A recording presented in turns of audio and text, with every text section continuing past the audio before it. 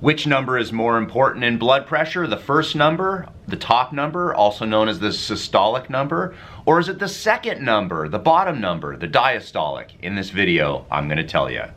I'm going to save you some time. It's neither. It's not the bottom and it's not the top. Both are important. But stick around because it's actually a little more detailed. Let me explain. Years ago, they used to think that the diastolic number, or the bottom number, the second number, was more important. And the reason why is because the bottom number is a little bit representative of a risk for an abdominal aneurysm. And when you have an aneurysm, whether it's in your neck, your abdomen, or your brain, you essentially are dead. There is no treatment for that. Once it explodes, it's over. It doesn't matter how fast the emergency medical system gets to you, you are not going to make it. So the lower number is a representative of your pressure in your arteries when you're at rest. The first number, which is the systolic number, the top number, kind of more represents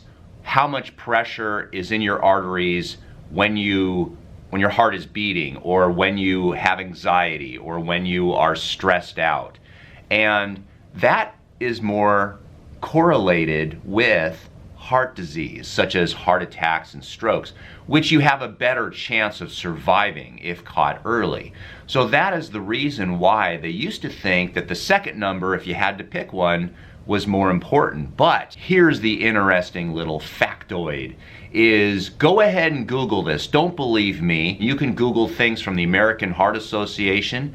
You can Google things from Harvard, do a Medscape review. You can do PubMed, you could do Mayo Clinic. You can even go to the smart people, that's sarcastic, at WebMD. They're not biased at all. But you cannot find a single place that says the diastolic number is more important. However, everybody seems to think the diastolic is more important. Here's, for example, what the American Heart Association says. Normal blood pressure is anything below 120/80. If your first number goes from 120 to 129, but your bottom number, the diastolic, stays below 80, they call that elevated blood pressure. If your blood pressure, the systolic, goes from 130 to 139, or the diastolic goes from 80 to 89, you have stage 1 hypertension. Stage 2 hypertension would be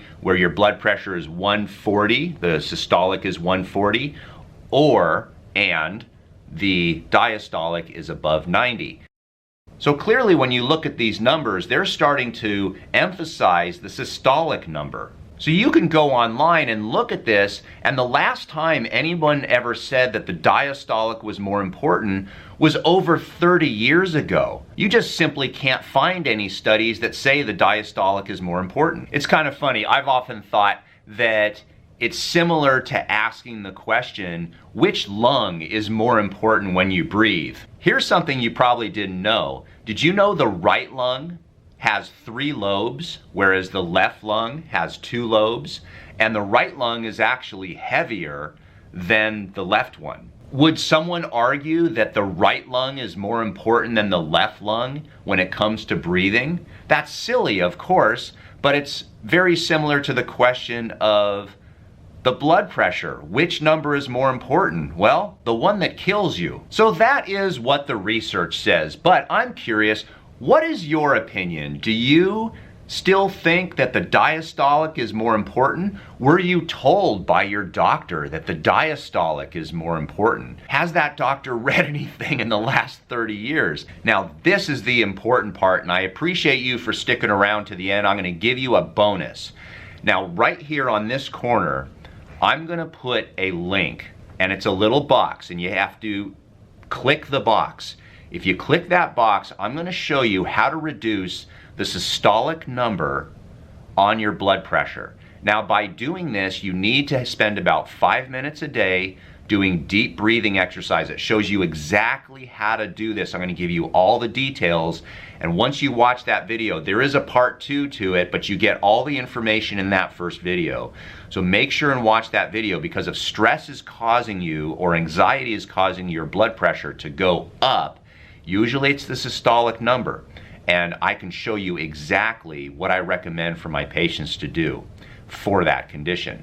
Now, also, if you have a specific question regarding your particular situation, I can't answer everyone's question on YouTube. So we are doing Zoom telemedicine. And what that means is we would set up a Zoom appointment just for you.